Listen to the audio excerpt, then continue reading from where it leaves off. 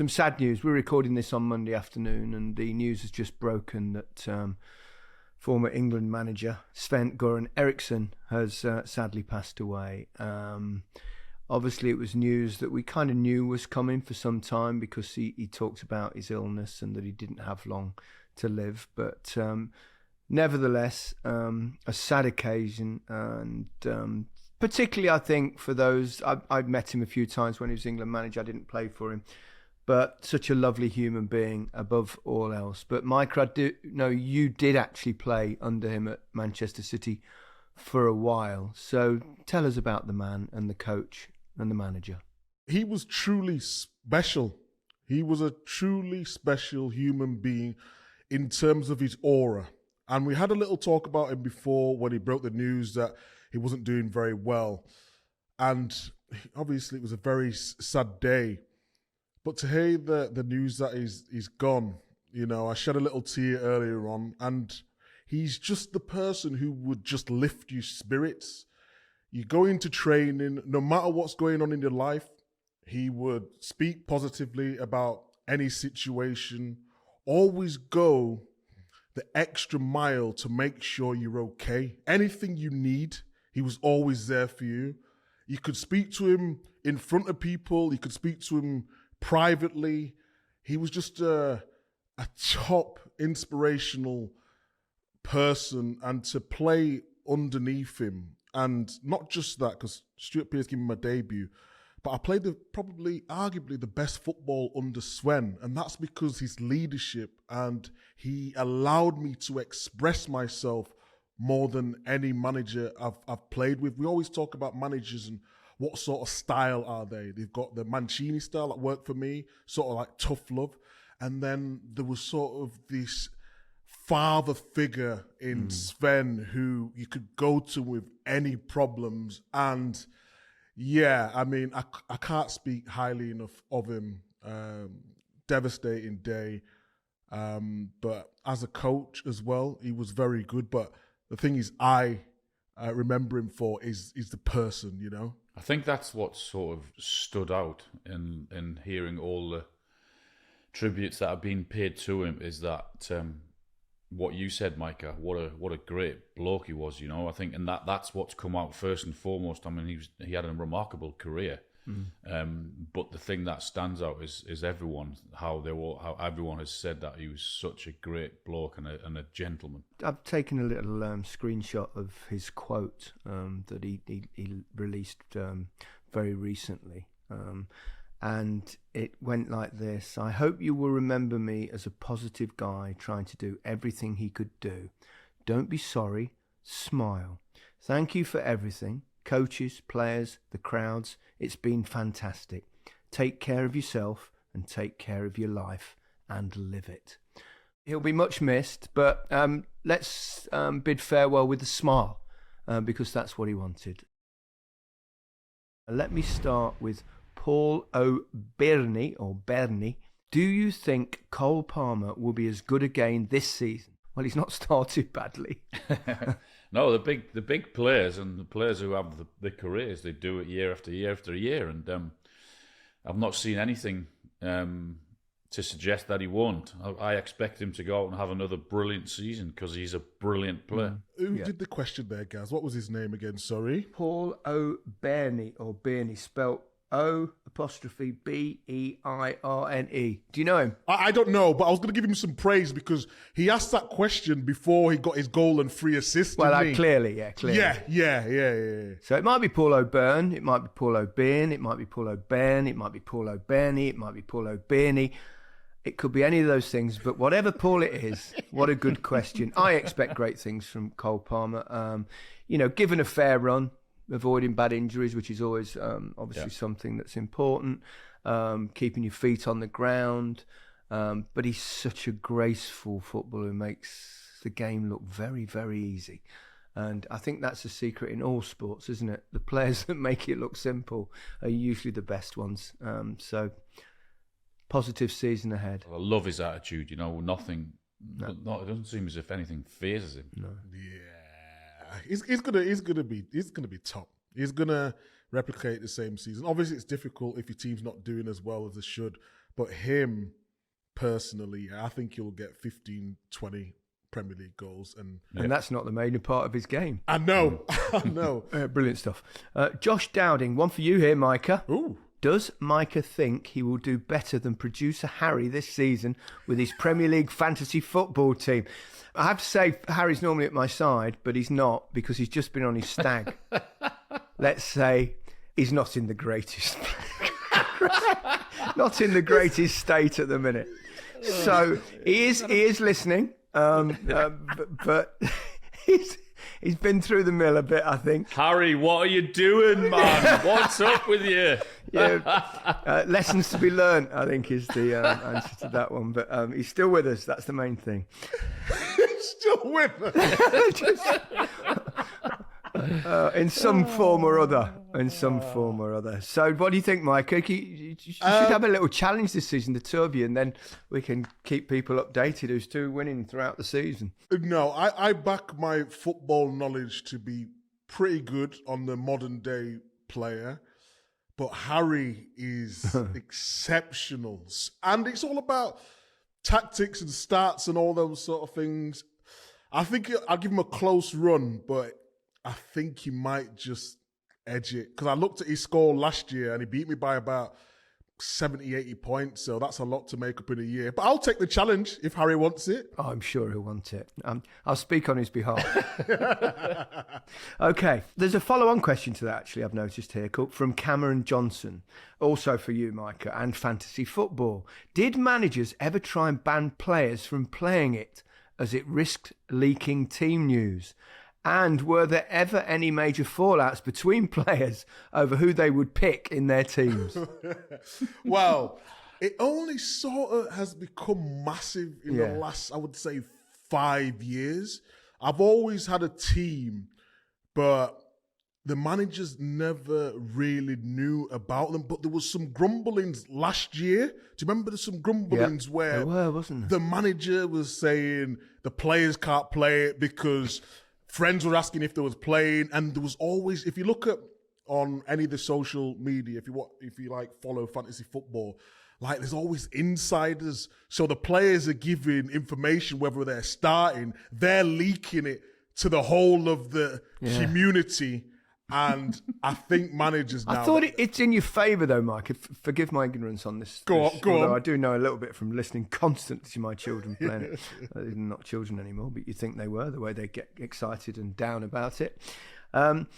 Wouldn't it be in their interest not to tell anyone from the outside what the team is, because it gives you an advantage if you know that in advance and you keep it to yourself? Yeah, but fantasy football doesn't work like that. Oh, okay. It's gossip. It's bragging rights. It's look at my team is better than, and players do still play it, but I mean, do you think they do? Do you think most of them do? Or what? Of course they do. They do. Backing themselves, putting them as captain. You see what Haaland said after the game? I did actually. Yeah. Did you triple captain me or whatever he said? But you've seen me in the match of the day studio. Someone in our office did triple captain him, didn't he, at the weekend? Sam. It was Sam. Yeah. Yeah. Sam Analysis. Sam. Yeah, he got rather excited, didn't he? Yeah, he was getting very excited. And Tottenham winning 4-0 as well, because he's a Spurs fan. He had a great weekend. It's fascinating, these things that come up. But I think it's good for football because it gets people more interested in it and more involved, I suppose. Although watching you on a Saturday afternoon, Micah, particularly, I mean, I can tell your fantasy team by your reaction to, because we're watching all the games, and a brilliant goal will go in, and I look around and Michael, you'll be slumped like with a big miserable face on. You think, he hasn't got him in his team.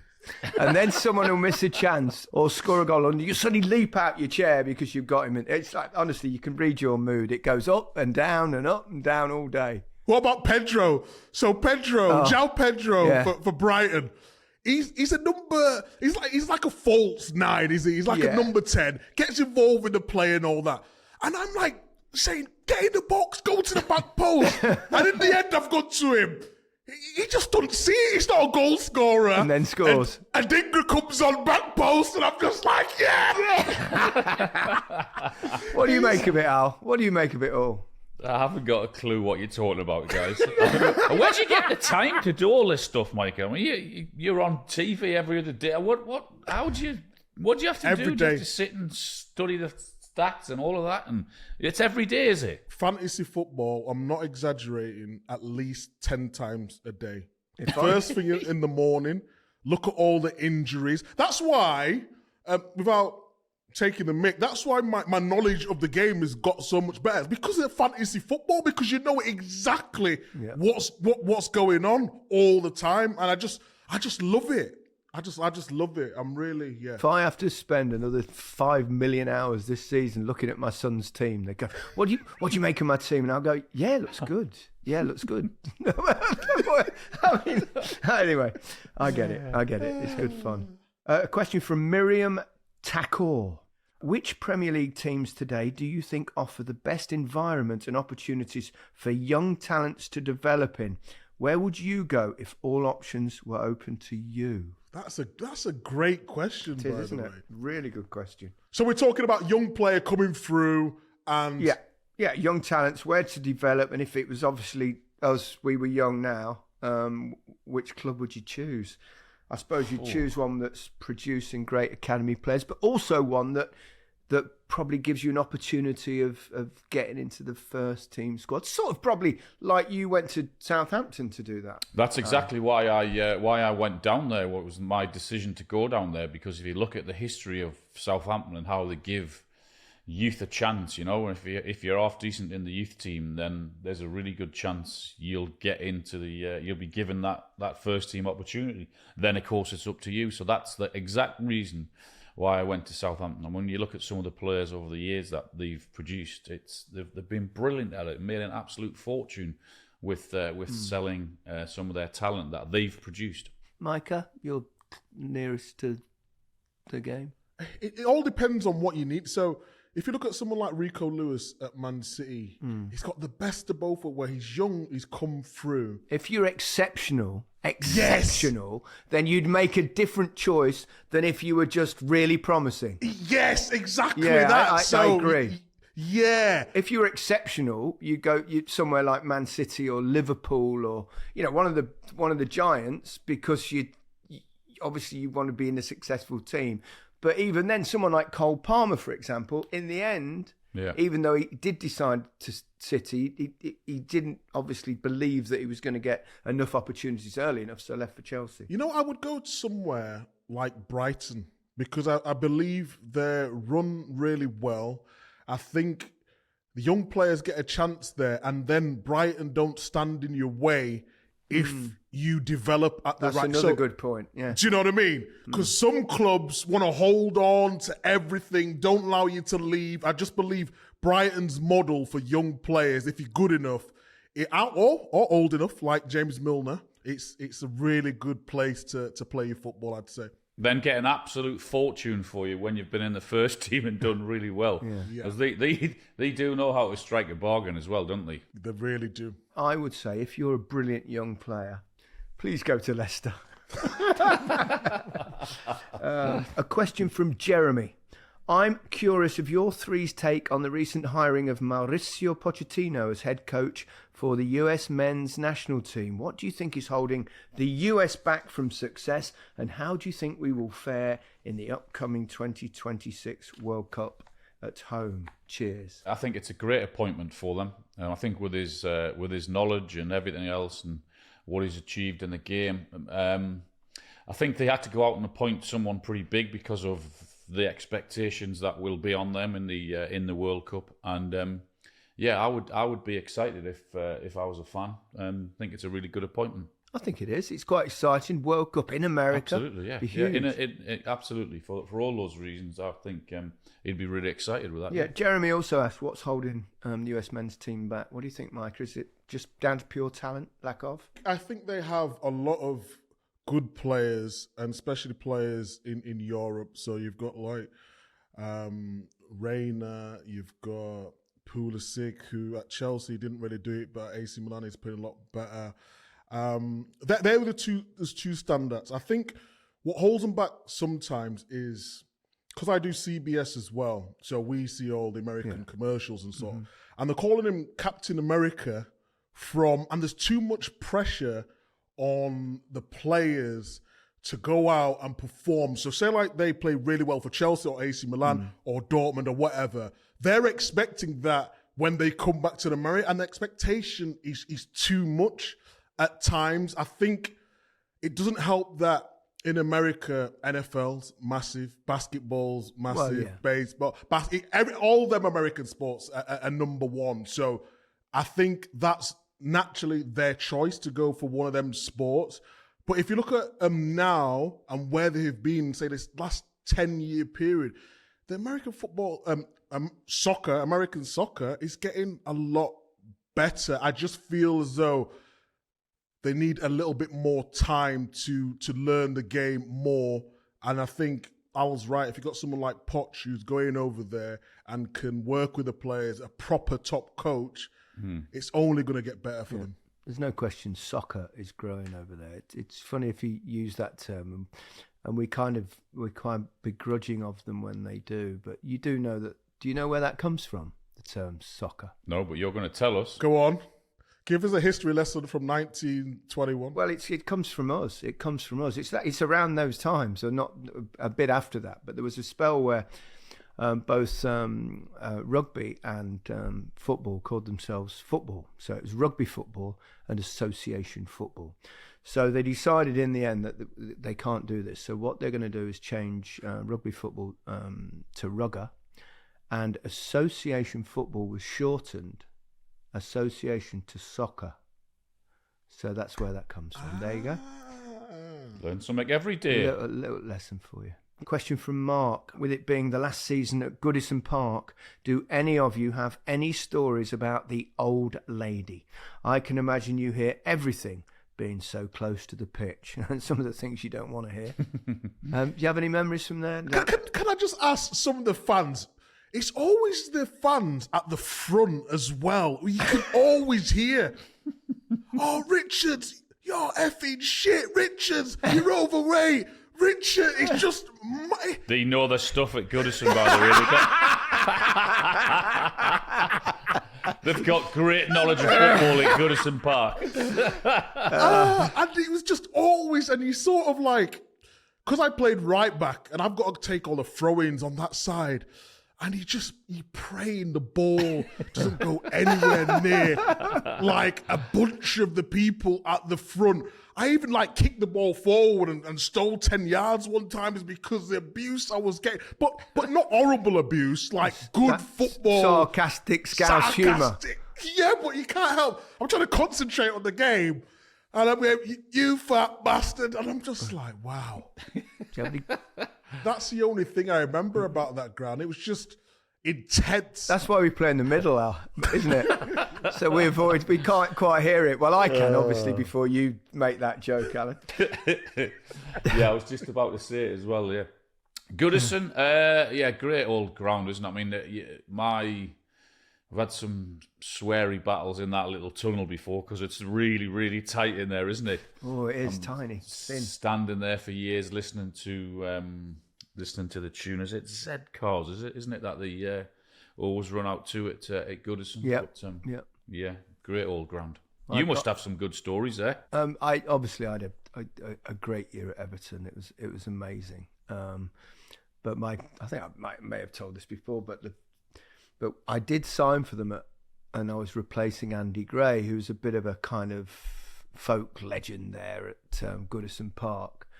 And let's say it wasn't necessarily a popular decision. So I signed, and my first home game, when they read out the team numbers, it was like number so-and-so, Peter Reid, number 7, Trevor Stephen, hooray, number 8, Gary Lineker.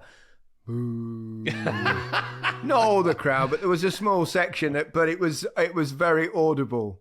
And I just thought, oh, crikey. And then I had a bad start first 3 or 4 games, and I was getting a bit.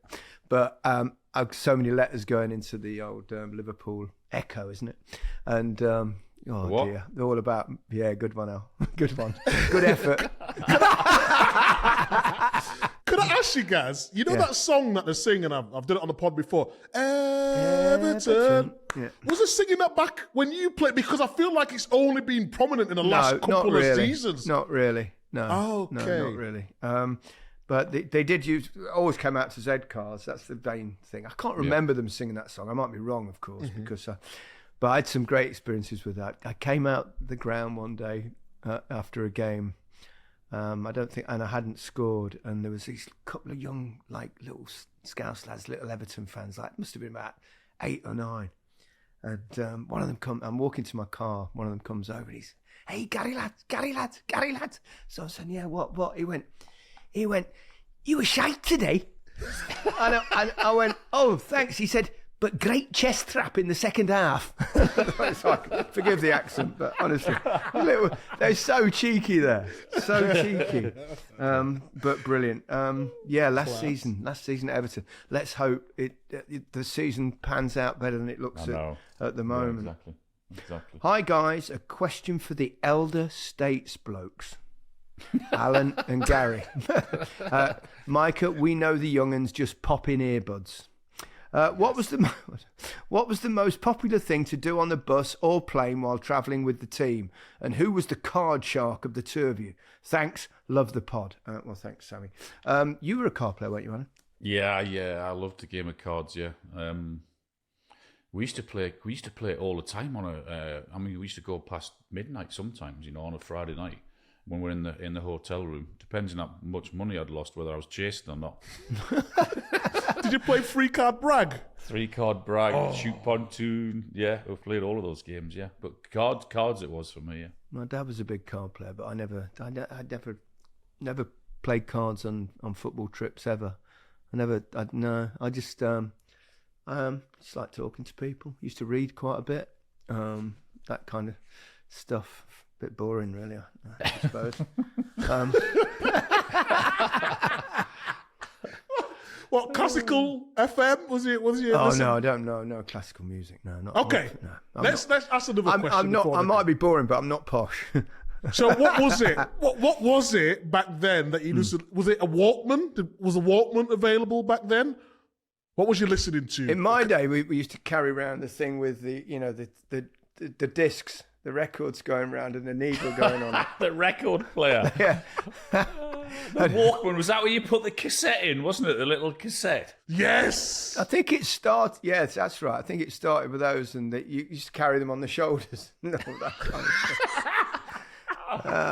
Cheeky bugger God. You are, Micah Richards.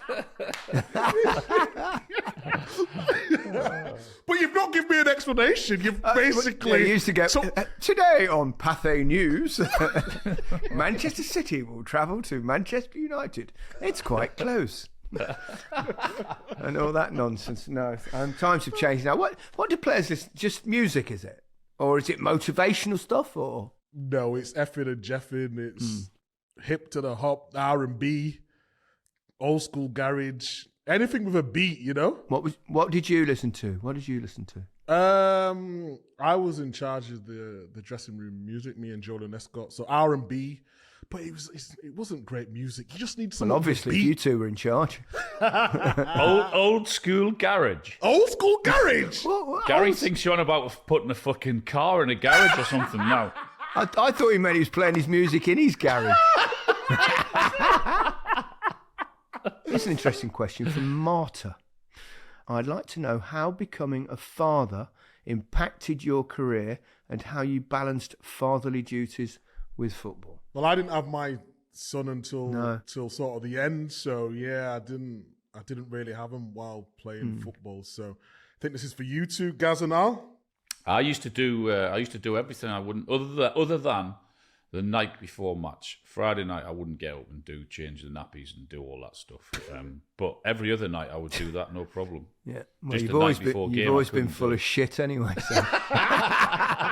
Good point. I had mine late in my career, so only really George was born. I mean, the difficulties we had with George were different from regular kind of parenting because at 2 months old he contracted acute myeloid leukemia, which was devastating news at the time. So I stopped playing for of just about 3 weeks. But actually, I would say that football at that part was more important than it ever been. It was the only time, after a couple of weeks of it, I started to leave the hospital just to go and train, get myself back ready again. And actually being with the lads and being training for a couple of hours a day was the one time I stopped thinking about his illness. Yeah. Thankfully, we were one of the lucky ones, even though odds were stacked against him. And George is, he's 33 in a few weeks' time, and he's fit and well. So, yeah, it was a tough start to being a parent, but we managed to get through it. You know what's weird though? Before we move on, is like now, I always have to ask myself like what, because people are not stupid. I earn good money through football, and then now I'm doing all the media stuff, and I absolutely love it.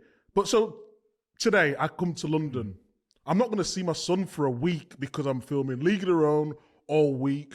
I'm so grateful for these opportunities, but how do you get the balance right? There's no sort of manual or handbook or whatever it may be to tell you what's right and wrong, because people will be like, are you just chasing money? Are you chasing being relevant? Are you chasing the fame? I'm not chasing any of that. I just love football, and these opportunities come because of the love of the game, which is weird. Yeah, it's trying to find a balance in life as well. I think as a footballer, though, you do get that. People think, oh, gosh, they're always away and they're always this and that and the other. And there are obviously periods away. But you'll train, a couple of hours a day?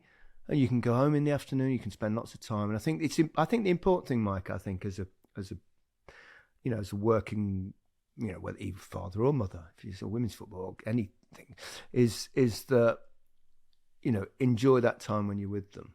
And that's the only thing you can say, really. Just make the most of it and try and spend as much time as you can, because I think we all wrestle with that, don't we? And there's the feelings of guilt sometimes and stuff. Right. Matt, one for me. Does Gary come up with the jokes he makes at the end of every Match of the Day episode?